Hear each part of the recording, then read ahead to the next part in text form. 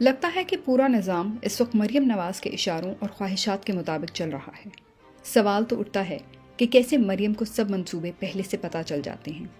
1 نومبر کو مریم نے کہا کہ عمران خان کا وقت ختم ہو گیا، اور 3 نومبر کو عمران خان پر قاتلانہ حملہ ہوا جس میں وہ بری طرح زخمی ہوئے اور بال بچے۔ اپنے آبائی شہر لندن سے واپس آنے کے بعد ہر جلسے میں مریم نے سارے منصوبوں پر سے آہستہ آہستہ پردہ اٹھانا شروع کر دیا تھا۔ کبھی کہا کہ پہلے نواز شریف رہا ہوگا تو الیکشن ہوگا، تو کبھی کہا کہ عمران خان سے انصاف ہوگا تو پھر الیکشن ہوں گے، یعنی عمران خان کو پہلے جیل میں ڈالا جائے گا اور نااہل کیا جائے گا تو بات آگے بڑھے گی۔ الیکشن ہوگا، ضرور ہوگا، لیکن پہلے نواز شریف سے ہونے والی ناانصافیوں کا ازالہ ہوگا۔ سوال یہ ہے کہ الیکشن کے لیے تو آئین اور آئینی ادارے موجود ہیں، تو یہ بی بی کیسے الیکشن ہونے یا نہ ہونے کا فیصلہ دے سکتی ہیں؟ ختم شد، یہ اعلان سن لو گجرانوالہ والوں، Imran Khan is done and dusted۔ جس دن مریم نواز نے کہا کہ عمران خان ختم شد، اس کے اگلے ہی روز آپ نے دیکھا کہ کس طرح پولیس حرکت میں آئی اور عمران خان کو گرفتار کرنے کے لیے نکل پڑی۔ مریم کو کیسے پتا تھا کہ خان کی گرفتاری متوقع ہے؟ پھر مریم نے یہ بھی کہا کہ عمران خان کی سیاست پر پابندی لگنی چاہیے، اور پیمرا نے فوری ایکشن لیتے ہوئے خان کی تقاریر پر پابندی لگا دی اور ساتھ ہی ساتھ ARY کو بند کر کے اس کا لائسنس معطل کر دیا۔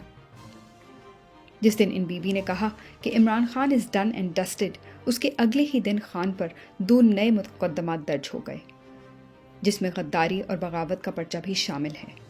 عمران خان پر اب کل مقدمات کی تعداد 74 ہو چکی ہے، اور عنقریب ان بوگس FIRs کی سنچری مکمل ہونے والی ہے۔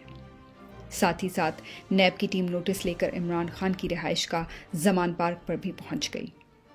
جب عمران خان کی لیگل ٹیم ضمانت کے کاغذات لے کر ہائی کورٹ پہنچی تو انہوں نے درخواست لینے سے ہی انکار کر دیا۔ PDM کو تو آدھی رات اور چھٹی والے دن بھی گھر بیٹھے انصاف مل جاتا ہے، جبکہ کورٹ ایک سابق وزیر اعظم کی ضمانت کی درخواست لینے سے انکاری تھی۔ عمران خان پر کیے گئے یہ تمام کیسز جعلی اور غیر قانونی ہیں، جو عدالت میں جاتے ہی خارج ہو جاتے ہیں۔ لیکن غور کرنے کی بات یہ ہے کہ کیسے پورا نظام مریم کی خواہشات پر چل رہا ہے۔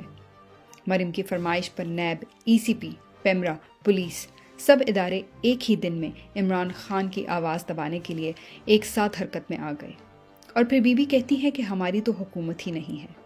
تو پھر کون ہے جو ان اداروں پر دباؤ ڈال رہا ہے کہ عمران خان اور PTI کو دبانے کے لیے ہر حربہ اختیار کیا جائے؟ ملک کا نظام عوام کا نہیں بلکہ اس اشرافیہ کا غلام بنا ہوا ہے۔ پاکستان کی سب سے بڑی پارٹی کے چیئرمین اور ایک سابق وزیر اعظم کو راستے سے ہٹانے کے لیے مریم تمام اداروں کی ڈوریاں ہلا رہی ہے، اور ساتھ ساتھ اپنے جلسوں میں ان منصوبوں پر سے پردہ بھی اٹھا رہی ہے۔